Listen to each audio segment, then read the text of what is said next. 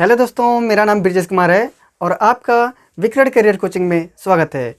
दोस्तों देखिए, हम पीछे क्लास में जो पढ़े थे कि हम लोग प्रतिबिंब बनाना सीख रहे हैं। ठीक है, प्रतिबिंब कैसे बनता है, इसके 3 नियम हैं और इस तीनों नियम को हम बता चुके हैं। उसके बाद प्रतिबिंब बना रहे हैं। तो प्रतिबिंब बनाने के लिए हम देखिए 3 बार प्रतिबिंब बना चुके हैं। अब की बार हमारा चौथा वाला प्रतिबिंब है। इस प्रतिबिंब को बनाने के लिए सबसे पहले वस्तु को कहाँ रखना है? वस्तु को हमको वक्रता केंद्र और मुख्य फोकस के बीच में रखना है। तो जब वस्तु को वक्रता केंद्र और मुख्य फोकस के बीच यानी C और F के बीच में जब रखते हैं, इसके बीच में, तो जो वस्तु का प्रतिबिंब है वो कहाँ बनता है? वो बनता है आपका अनंत पे, अनंत और वक्रता केंद्र के बीच में, यहाँ पे प्राप्त होता है। समझ में आया? यहाँ पे देखिए कंडीशन लिखा है कि जब वस्तु वक्रता केंद्र C तथा मुख्य फोकस F के बीच स्थित हो तो ऐसी स्थिति में वस्तु का प्रतिबिंब I डैश वास्तविक उल्टा वस्तु से बड़ा तथा वक्रता केंद्र और अनंत के बीच प्राप्त होता है। बात समझ में आया? प्रतिबिंब कैसे बनता है इसको बताया गया है 3 नियम। अरे भैया कल बताया नहीं थे, सपवा काट के भाग गया, फंसा दिया मुझे, वही वाली नियम है। देखिए, जब समांतर आता है तो फोकस से जाता है। कहाँ से जाता है? समांतर जब आता है तो फोकस से जाता है। पहला नियम फोकस से जाता है। दूसरा नियम है वक्रता केंद्र से आता है तो उसी मार्ग में लौट जाता है वापिस। ठीक है। तीसरा नियम है कि फोकस से जाएगा तो समांतर हो जाएगा, फोकस से जाएगा तो समांतर हो जाएगा। ये 3 नियम बताए गए हैं और हमेशा प्रतिबिंब बनाने के लिए केवल 2 ही नियम का प्रयोग करते हैं, या तो पहला और दूसरे कर दें या तो पहले का और तीसरे का। यही दो ही नियम लगता है, कोई भी प्रतिबिंब बनाएंगे आप। बात समझ में आया? तो इन्हीं नियमों के द्वारा हम प्रतिबिंब को बना रहे हैं। देखिए, जो आपके यहाँ पे एक प्रतिबिंब बना है, यहाँ पे अनंत है और वक्रता केंद्र यहाँ पे है, मुख्य फोकस यहाँ पे है। तो हम वस्तु को कहाँ रखे हैं? वस्तु को वक्रता केंद्र और मुख्य फोकस के बीच में रखे हैं। देखिए ओ डैश के नाम से वस्तु को रखे हैं। प्रकाश की पहली किरण मुख्य अक्ष के समांतर आ रही है। देखिए मुख्य अक्ष के समांतर जा रही है। देखिए, और जब यहाँ पे टकराती है, मान लीजिए बिंदु ए पर टकराती है, टकराने के बाद मुख्य फोकस से होकर जाती है। पहला नियम है। दूसरा नियम आपका इसमें नहीं लगाए हैं, दूसरा नियम नहीं लगाए हैं। तीसरा नियम इसमें लगाए हैं कि जब प्रकाश किरण मुख्य फोकस से होकर जा रही है तो दर्पण के बिंदु बी पर टकराने के बाद समांतर हो जा रही है। बताया था जब फोकस से जाता है टकराने के बाद समांतर हो जाता है। तो पहली किरण और दूसरी किरण एक दूसरे को कहाँ काटे हैं? I डैश पे काटते हैं। अतः वस्तु का प्रतिबिंब I डैश कहाँ पे बनता है? वक्रता केंद्र और अनंत के बीच प्राप्त होता है। बात समझ में आया होगा? 3 नियम है, इसी तीनों नियम के द्वारा प्रतिबिंब बनाए हैं। देखिए स्टूडेंट्स, जैसे जैसे आप इसको किए हैं उस चीज़ को आप चाहें तो पूरा डिटेल लिख सकते हैं, या फिर हम यहाँ पे इसको डायरेक्ट लिख दिए हैं, कोई दिक्कत नहीं है। ठीक है, पहले वाले जो फिगर बनाए थे उस फिगर में बताया गया है कि कैसे कैसे प्रतिबिंब बन रहा है। जैसे आपको बनाना है सेम वैसे लिख सकते हैं, और नहीं लिखते हैं तो आप लिख लीजिए कि जब वस्तु यहाँ पे रहता है उस कंडीशन में वस्तु का प्रतिबिंब कहाँ बनता है, कैसा बनता है, बस इतना लिख दीजिए, तब भी सही है। ठीक है, नंबर आपका परफेक्ट मिलेगा। लेकिन अगर ऐसे लिख देंगे तो और अट्रैक्टिव हो जाएगा। कि कैसे? कि देखिए पहला जा रहा है मुख्य अक्ष के समांतर, ये पहला वाला हो गया, मुख्य अक्ष के समांतर जा रहा है, बिंदु ए से टकराने के बाद मुख्य फोकस से होकर जाता है, पहला नियम हो गया। प्रकाश की दूसरी किरण जा रहा है मुख्य फोकस से और बिंदु बी पर टकराने के बाद समांतर हो जा रही है। ये दोनों पहली किरण और दूसरी किरण एक दूसरे को I डैश पर काटती है। अतः वस्तु का प्रतिबिंब I डैश कहाँ पे बनता है?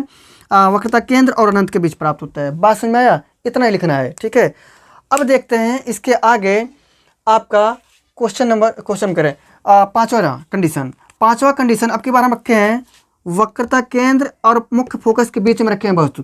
अगले वाला जो है उसको रखेंगे हम मुख्य फोकस पर।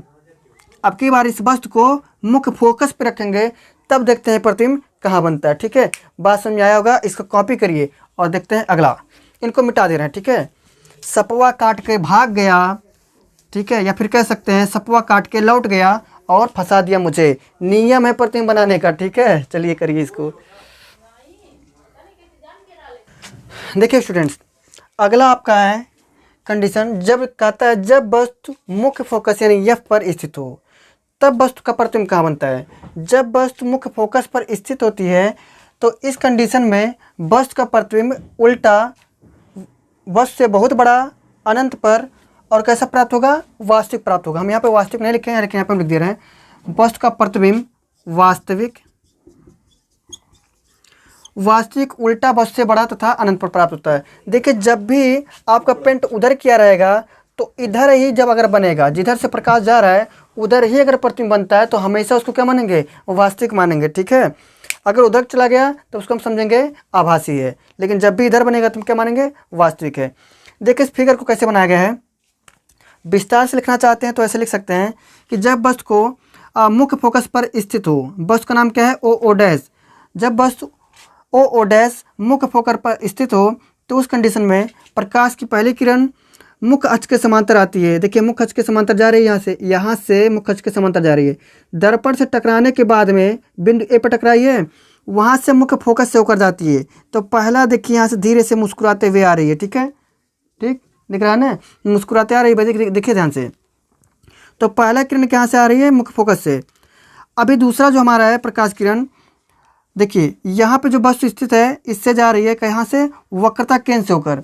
जब वक्रता केंद्र से जाती है तो टकराने के बाद उसी मार्ग में लौट आती है। इधर से जा रही है तो यहाँ बिंदु बी पर टकराने के बाद उसी मार्ग में लौट आ रही है। ये दोनों रेखाएं एक दूसरे के समांतर दिख रही हैं। अतः हम कल्पना कर सकते हैं कि ये दोनों रेखाएं पीछे बढ़ाने पर यानी इधर बढ़ाने पर कहाँ पे मिलेंगी, अनंत पर प्राप्त होंगी। ठीक है, यानी ये दोनों रेखाएं एक दूसरे को अनंत पर काटेंगी, और जब अनंत पर काटेंगी तो प्रतिबिंब आपका बहुत बड़ा बन जाएगा और कहाँ बनेगा, वास्तविक बनेगा। ठीक है, बात समझ में आया होगा। देखिए समांतर दिख रहे हैं तो यहाँ पे आगे तो कटेगा नहीं, पीछे बढ़ाएंगे तो हम कह सकते हैं कि वो अनंत पर काटेंगी, और जब अनंत पर काटेंगी तो कहाँ बनेगा प्रतिबिंब, अनंत पर बनेगा। ठीक है, छापिए इसको, समझ में आया होगा।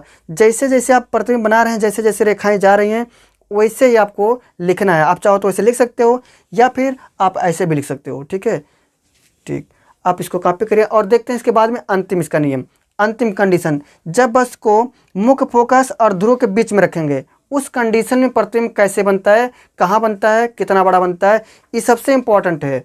और एक दूसरा ये भी इम्पॉर्टेंट है कि वस्तु को कहाँ रखा जाए ताकि वस्तु का प्रतिबिंब वस्तु के बराबर बने। ठीक है, ये भी आपका इम्पॉर्टेंट है, एग्जाम में हमेशा पूछा जाता है। ठीक है, तो इसको कॉपी करिए।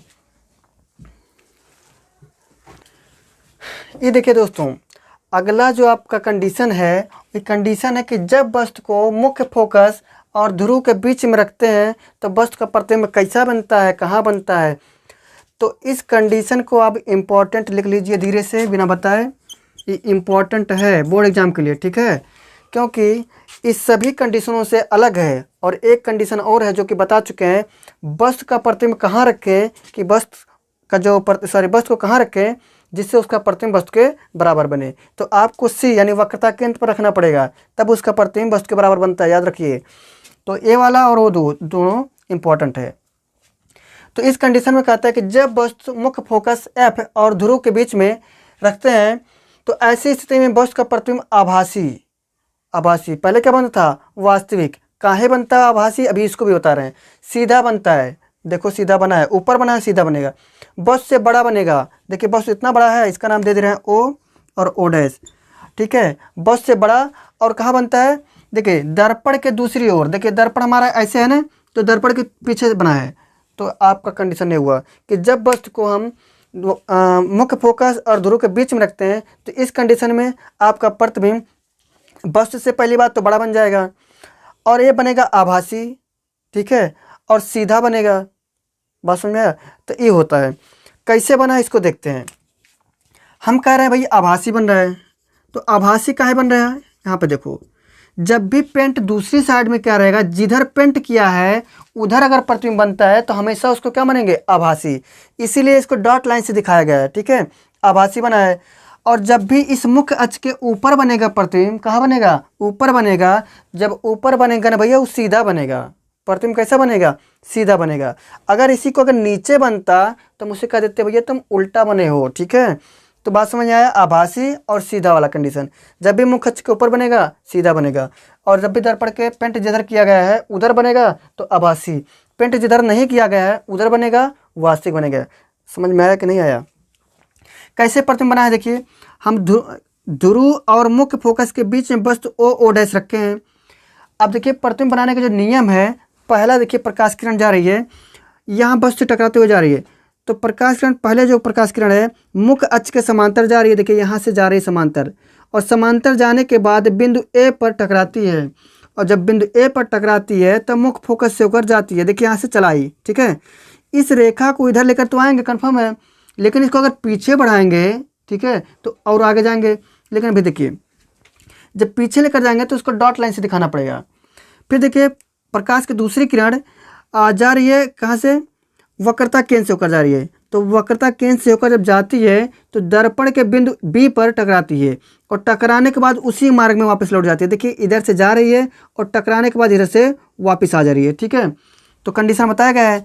ये दोनों रेखाएं इधर देखेंगे, बढ़ाएंगे तो ये दोनों आपस में कभी नहीं मिलेंगे, क्योंकि यहाँ पे देखिए धीरे धीरे दूर होती जा रही है, ठीक है। अब इनको क्या करो भैया, तुम दूर हो रहे हो, बहुत दूर हो रहे हो, तो इनको इधर बढ़ा दो। इधर बढ़ा दोगे तो इन दोनों को देखेंगे आप, यहाँ पे मिलता हुआ प्रतीत होगा। कहाँ प्रतीत होगा, क्योंकि उधर पेंट किया गया है, तो वास्तव में तो जाएगा नहीं, लेकिन अगर आप सोचते हैं कि अगर ले जाएं तो, और जब ले जाएंगे तो वहाँ पे क्या होगा, मिलता हुआ दिखेगा, मिलता हुआ प्रतीत होगा। वास्तव में वो मिलेगा नहीं, लेकिन मिलता हुआ प्रतीत होगा। और जब मिलता हुआ प्रतीत होता है तो वहीं पे वस्तु का प्रतिबिंब जहाँ पे मिलता है उसी को वस्तु का प्रतिबिंब वहीं पे बनता है। और कैसे बनता है, सीधा बनता है और आभासी। आभासी इसलिए क्योंकि हमको प्रतीत हो रहा था। याद रखिए इन 6 कंडीशन में से केवल एक कंडीशन ऐसा है जहाँ पे प्रतिबिंब कैसा बन रहा है, आभासी बन रहा है और सीधा बन रहा है। याद रखिएगा आभासी और सीधा बन रहा है। और कौन सा कंडीशन है, एकदम छठा अंतिम कंडीशन, वस्तु कहाँ रखा जा रहा है, वस्तु को रख रहे हैं आप ध्रुव यानी P और फोकस यानी F के बीच में रख रहे हैं, ठीक है, इसके बीच में रख रहे हैं। समझ लीजिए जब वस्तु को मुख्य फोकस और ध्रुव के बीच में रखते हैं तो वस्तु का प्रतिबिंब हमेशा आभासी और सीधा, ठीक है, बनता है, वस्तु से बड़ा बनता है। ये कंडीशन हुआ है आपका। तो अवतल दर्पण से प्रतिबिंब बनाने का जितना भी नियम था, उन नियम को 3 नियम था, तीनों नियम बता चुके हैं। तीनों नियम के द्वारा प्रतिबिंब बना भी दिए। 6 कंडीशन है। 6 कंडीशन में से एक कंडीशन ऐसा है जो कि आपका वस्तु आभासी बनता है। बाकी जितने हैं उस कंडीशन में हमेशा प्रतिबिंब सीधा बना है, सॉरी उल्टा बना है और वास्तविक बना है। इसको कॉपी करिए, उसके बाद देखते हैं हम लोग कि वस्तु का प्रतिबिंब अगर हम उत्तल दर्पण में बनाए तब कैसे बनता है, ठीक है। तो इसको कॉपी करिए मुस्कुराते हुए। अगले क्वेश्चन में चलते हैं कि प्रतिबिंब उत्तल दर्पण में कैसे बनाएं, ठीक है। चलिए देखिए स्टूडेंट्स, अगला जो आपका कंडीशन आया कि हम भाई उत्तल दर्पण से प्रतिबिंब कैसे बनाएं। तो उत्तल दर्पण से प्रतिबिंब बनाए कोई ज़रूरत नहीं है, एक बार बना लेंगे तो हर चीज़ समझ जाएंगे। क्योंकि ये जो उत्तल दर्पण है इसमें प्रतिबिंब आपका प्रत्येक कंडीशन में एक ही जैसा बनता है, ठीक है, हमेशा आभासी बनेगा। वस्तु को चाहे जहाँ रखेंगे, चाहे इतना दूर रखिए, चाहे पास रखिए, चाहे इतना रखिए, हमेशा वस्तु हमारा वस्तु से जो है वस्तु उसका प्रतिबिंब जो होगा वस्तु से वो छोटा बनेगा और हमेशा आभासी बनेगा, ठीक है। और आभासी बनेगा, ध्रुव और मुख्य फोकस के बीच बनेगा। यहाँ पे लिखा है उत्तल दर्पण के प्रत्येक स्थिति में प्रतिबिंब आभासी, सीधा, वस्तु से छोटा, ध्रुव और मुख्य फोकस के बीच प्राप्त होता है। तो मुख्य फोकस को F से लिखते हैं, यहाँ पे लिख दे रहे हैं, मुख्य फोकस के बीच में प्राप्त होता है। वस्तु को चाहे जहाँ रख दो, फेंक दो, चाहे जहाँ फेंक दो, लेकिन प्रतिबिंब कहाँ बनेगा, हमेशा आपका ध्रुव और मुख्य फोकस के बीच में बनेगा, सीधा बनेगा, वस्तु से छोटा बनेगा, आभासी बनेगा। कहाँ आभासी बन रहा है, हम बता चुके हैं भैया, बता चुके हैं कि जिधर यह पेंट किया रहेगा अगर उधर प्रतिबिंब बनेगा तो हम क्या मानेंगे, क्या मानेंगे भाई बोलो, आभासी मानेंगे, सही है ना। तो जब भी वस्तु को रखेंगे उत्तल दर्पण में चाहे जहाँ पे रख देंगे, अगर प्रतिबिंब बनाना होगा तो उसका प्रतिबिंब कहाँ बनेगा, ध्रुव और मुख्य फोकस के बीच में। कोई भी कंडीशन रहे तो इसमें एक ही कंडीशन बनता है। आपको बात समझ में आया होगा। देखिए कैसे चल रहा है, यहाँ पे जो प्रकाश की पहली किरण है मुख्य अक्ष के समांतर जा रही है और मुख्य अक्ष के समांतर जाने के बाद दर्पण के बिंदु ए पर टकराती है। तो समांतर गए दर्पण के बिंदु ए पर टकराती है, उसके बाद मुख्य फोकस से जाती है। तो हम बताए हैं कि उत्तल दर्पण में जाती हुई प्रतीत होती है जबकि अवतल दर्पण में जाती है, सही है ना। तो यहाँ पे जाने के बाद परावर्तक तल इधर है, तो इसको अगर हम बढ़ाएंगे ये जाएगा किस दिशा में, इधर चला जाएगा। तो इनको हम लिखते हैं इस प्रकार से, देखिए जाएगा इस दिशा में, इस दिशा में चला जाएगा।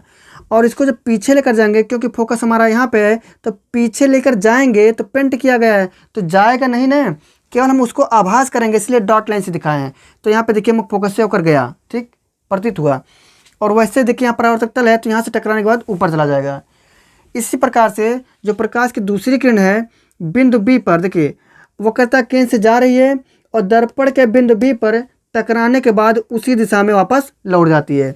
इनको जब आगे बढ़ाएंगे तो डॉट लाइन से दिखाया गया है, पहली किरण और दूसरी किरण एक दूसरे को बिंदु आई डैश पर काटती है, और जब बिंदु आई डैश पर काटेगी तब वस्तु का प्रतिबिंब वहीं पे मुस्कुराता हुआ बन जाएगा। कैसा बनेगा? वस्तु हुआ था इतना बड़ा, प्रतिबिंब बन गया इतना बड़ा। कोनो दिक्कत है का? बिल्कुल नहीं, ठीक है। तो देखिए पेंट उधर किया गया है, प्रतिबिंब भी उधर बन रहा है, तो हम क्या बोलेंगे? बोलेंगे हमारा प्रतिबिंब कैसा बन गया भैया? प्रतिबिंब हमारा आभासी बन गया। सही है ना? ठीक है।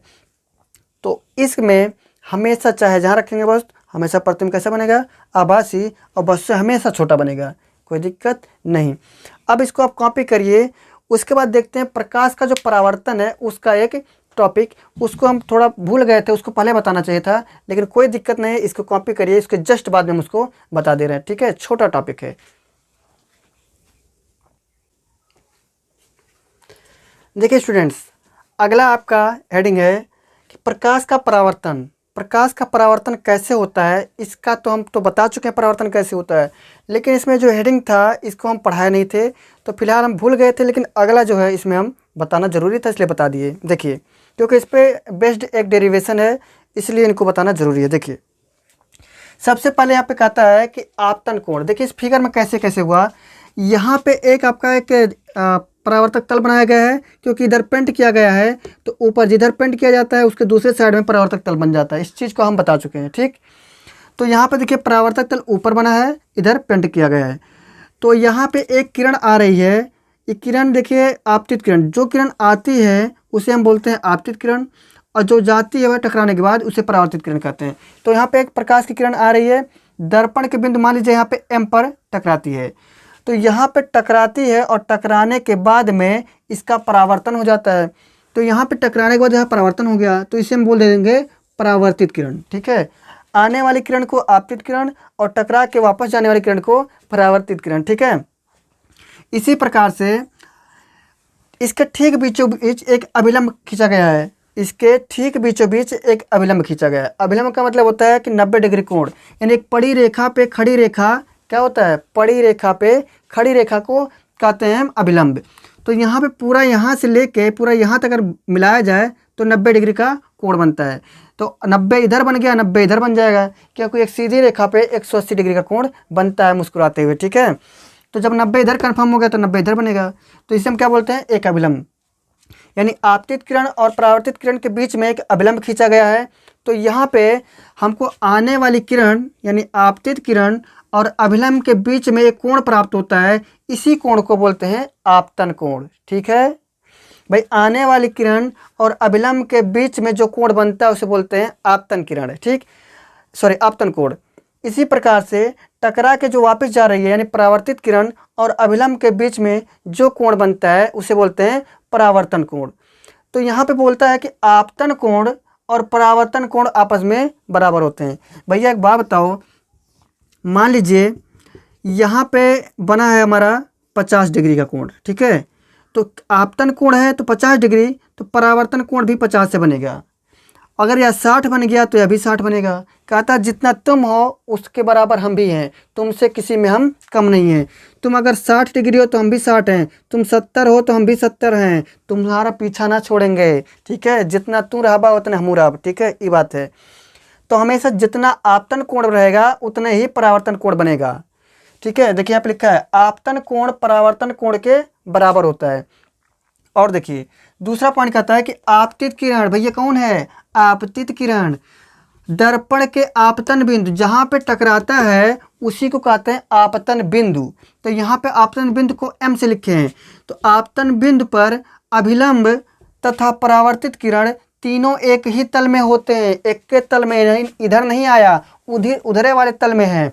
देखो आपतित किरण, अभिलंब और परावर्तित किरण तीनों एक के तल में है। कोई दिक्कत है का? नहीं समझ पाए हैं? समझिए, इधर देखिए परावर्तित किरण है, सॉरी यहाँ पे देखिए एक तल बनाया गया है, इधर वाले को हम पेंट कर दिए, तो टकराने के बाद जब उसी दिशा में सभी जा रहे हैं तो उसमें क्या बोलेंगे, वो दूसरा तल हो गया है, दूसरा तल। तो तीनों एक के तल में आ रहे हैं। देखो आपतित किरण यहाँ पर टकराया है, ऊपर है, नीचे नहीं ना आया। नीचे आता तो कहता कि दूसरे तल में पहुँच गया। यही बताया गया कि आपतित किरण, परावर्तित किरण और अभिलंब तीनों एक ही तल में होते हैं। ये बात बोला है, समझ में आया कि नहीं? कैसे बना है आपको समझ में आया? आपतित किरण परावर्तित किरण के बराबर होता है, सॉरी आपतन कोण परावर्तन कोण के बराबर। ई 60 तो यो 60, ई 50 यो 50, 40 40, ऐसे, ठीक है, समझ में आया? अब आपको इसको कॉपी करना है और कॉपी करने के बाद में इसका जो डेरिवेशन है उसको हम पढ़ेंगे अगले दिन, ठीक है? तब तक के लिए इस वीडियो को लाइक करिए, देखते रहिए, शेयर करिए और चैनल को हमारे सब्सक्राइब करिए अगर नए हो तो, ठीक है? मिलते हैं अगले वीडियो में। हंसते रहिए, मुस्कुराते रहिए, मिलते हैं अगले वीडियो में, ठीक है? जय हिंद।